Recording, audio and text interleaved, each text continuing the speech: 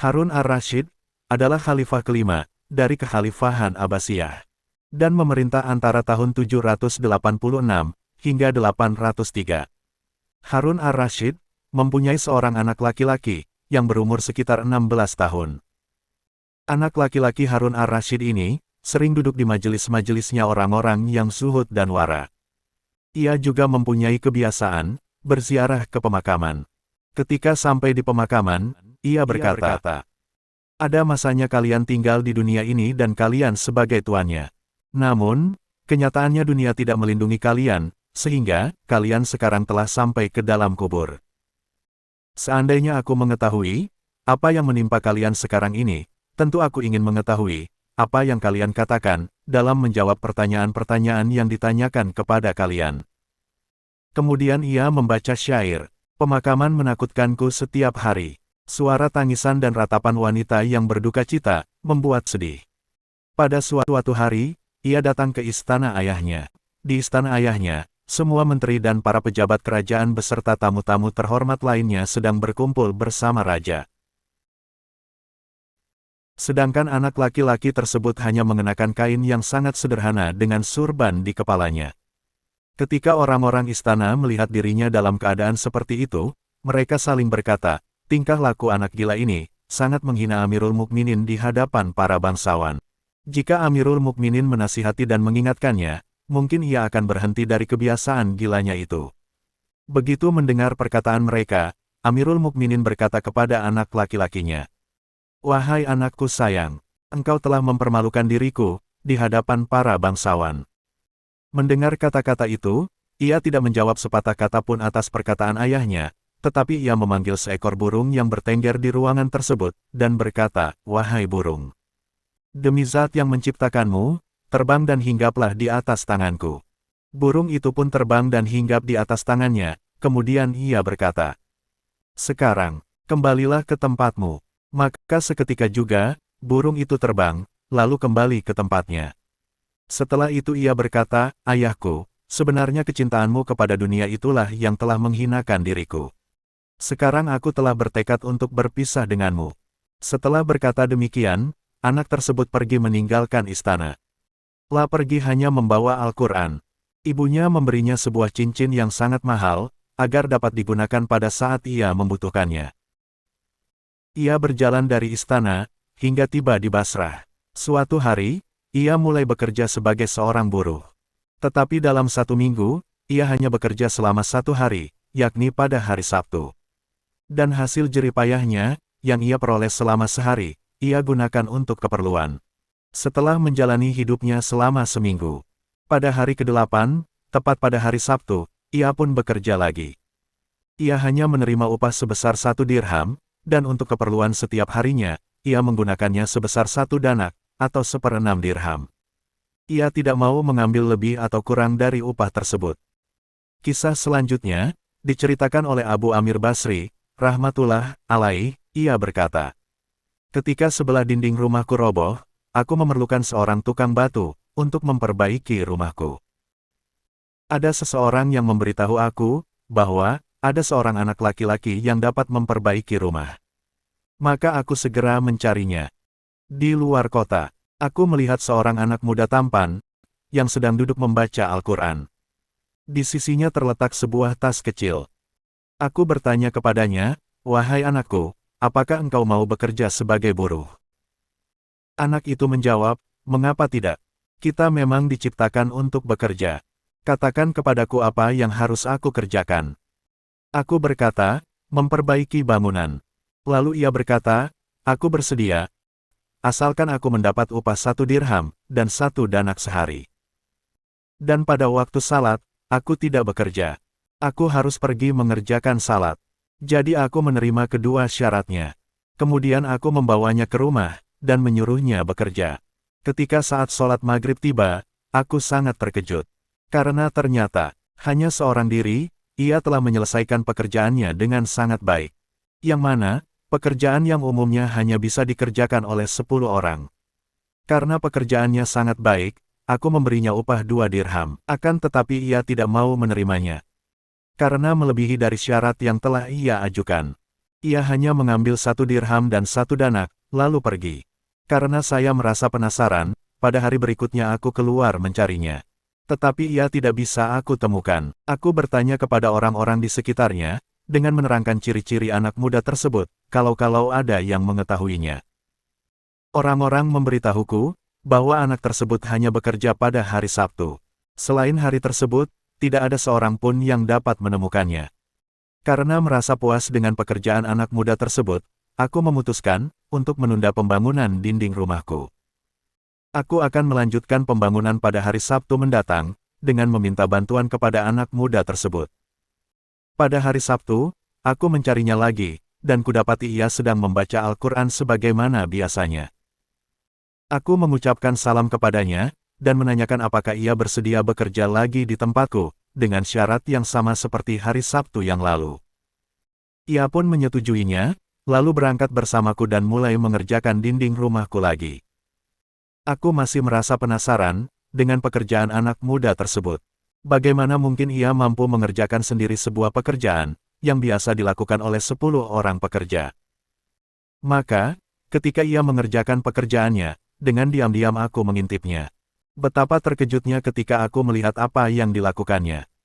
Ketika ia mengaduk semen dan meletakkannya di dinding, batu-batu itu menyatu dengan sendirinya. Saat itulah aku baru sadar dan yakin bahwa anak muda tersebut bukanlah pemuda biasa, akan tetapi seorang kekasih Allah.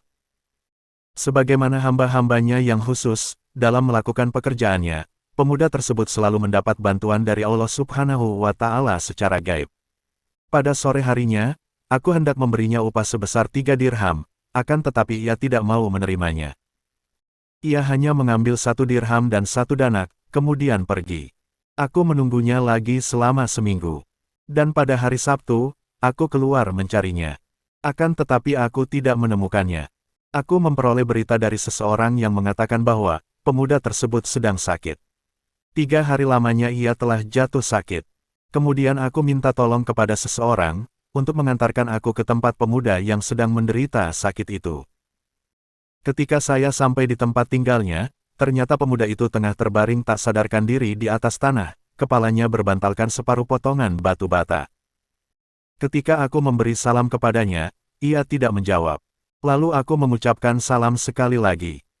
Ia membuka matanya sedikit dan mengenaliku. Aku segera mengangkat kepalanya dari batu bata itu dan meletakkannya di atas pangkuanku. Tetapi ia menarik kepalanya dan membaca beberapa bait syair, 2 di antaranya adalah: "Wahai kawanku, janganlah engkau terperdaya oleh kenikmatan dunia, karena hidupmu akan berlalu. Kemewahan hanyalah untuk sekejap mata. Dan apabila engkau mengusung jenazah ke pemakaman, ingatlah suatu hari, engkau pun akan diusung ke pemakaman." Setelah mengucapkan syair tersebut, ia berkata, "Wahai Abu Amir, jika ruhku telah keluar dari tubuhku, mandikanlah aku dan kafanilah aku dengan pakaianku ini." Aku menyahut, "Wahai sayang, aku tidak keberatan membelikan kain kafan yang baru untukmu." Ia menjawab, "Orang yang masih hidup lebih memerlukan pakaian yang baru daripada orang yang meninggal." Anak itu menambahkan, "Kain kafan yang baru ataupun usang akan segera membusuk. Apa yang tinggal bersama seseorang setelah kematiannya, hanyalah amal perbuatannya. Berikanlah sarung dan celekku ini kepada penggali kubur sebagai upahnya. Al-Quran dan cincin ini, tolong sampaikan langsung kepada Khalifah Harun ar-Rasyid, dan sampaikan kepadanya pesanku, wahai ayah, jangan sampai engkau mati dalam keadaan lalai, dan tertipu oleh dunia." Dengan keluarnya kata-kata tersebut dari bibirnya, pemuda itu pun meninggal dunia. Dan pada saat itulah aku menyadari bahwa ternyata ia adalah seorang pangeran, ia adalah seorang putra mahkota. Setelah putra mahkota itu meninggal dunia, aku pun memandikannya, mengkafaninya, dan memakamkannya, sesuai dengan wasiatnya. Kedua benda berupa sarung dan celek, aku berikan kepada penggali kubur. Kemudian aku pergi ke Baghdad, dengan membawa Al-Quran dan cincin untuk aku serahkan kepada Khalifah Harun ar-Rasyid. Sungguh aku sangat beruntung, ketika aku sampai di pintu gerbang istana Khalifah, pasukan raja sedang keluar dari istana Khalifah. Aku pun berdiri di tempat yang tinggi. Mula-mula keluar pasukan berkuda yang sangat besar, yakni berjumlah 1000 tentara. Setelah itu, Keluar lagi 10 pasukan berkuda, masing-masing pasukan berjumlah 1.000 tentara. Amirul Mukminin sendiri, berada di dalam pasukan yang ke-10. Dengan keras aku berseru, "Wahai Amirul Mukminin, demi kekerabatanmu dengan Rasulullah Shallallahu Alaihi Wasallam, berhentilah sebentar." Mendengar suaraku itu, ia melihat kepadaku. Maka dengan cepat aku maju ke arah Amirul Mukminin dan berkata, "Ini adalah titipan seorang laki-laki asing kepadaku. Ia berwasiat agar aku menyampaikan 2 macam benda ini langsung kepada engkau." Begitu melihatnya, raja pun mengenalinya dan menundukkan kepala sesaat. Air matanya mengalir dari kedua matanya. Kemudian Khalifah menyuruh pengurus istana untuk mengantarku ke istana.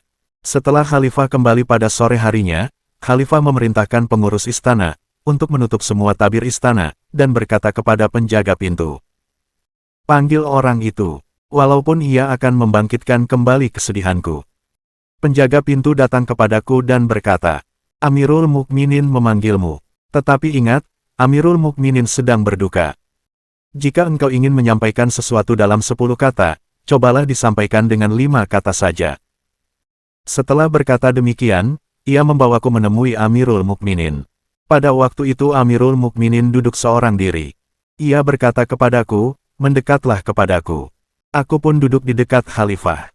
Lalu Khalifah berkata, "Apakah engkau mengenal anakku?" Aku menjawab, "Betul, aku mengenalnya." Lalu Khalifah bertanya lagi, "Pekerjaan apakah yang ia lakukan?" Aku menjawab, "Lah bekerja sebagai tukang batu." Khalifah bertanya, "Apakah engkau juga pernah mempekerjakannya sebagai tukang batu?" Aku menjawab, "Ya, pernah."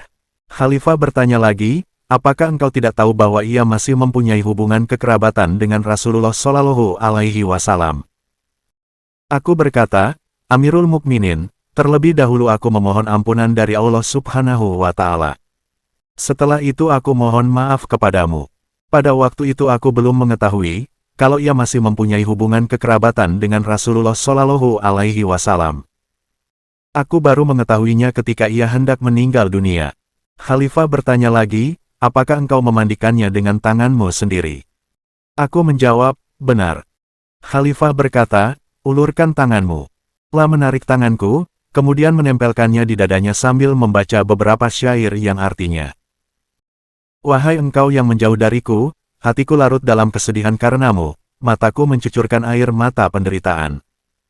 Wahai engkau yang jauh kuburnya, terlalu jauh, tetapi kesedihanmu lebih dekat di hatiku.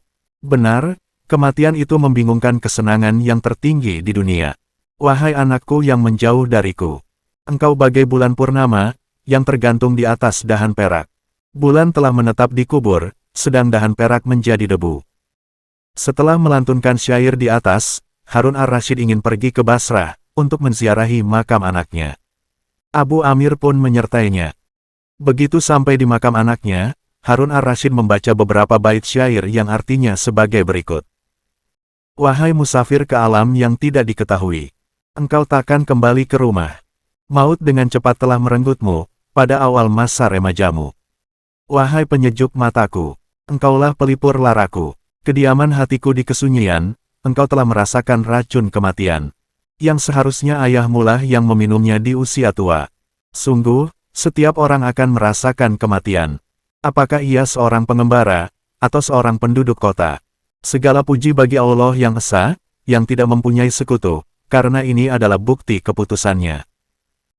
Abu Amir rahmatullah alaihi berkata, "Pada malam harinya, ketika aku telah menyelesaikan wirid-wiridku, aku tertidur.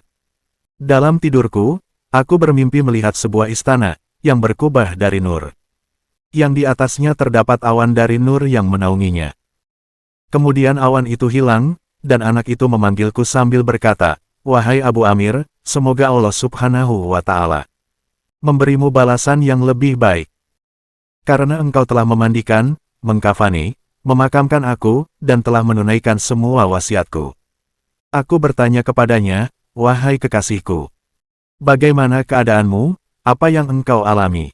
Ia berkata, 'Aku telah sampai ke hadapan Tuhan yang Maha Pemurah, dan Dia sangat ridha kepadaku.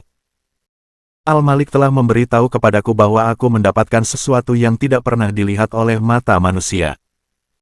tidak pernah terdengar oleh telinga manusia, dan akal tidak dapat memikirkannya.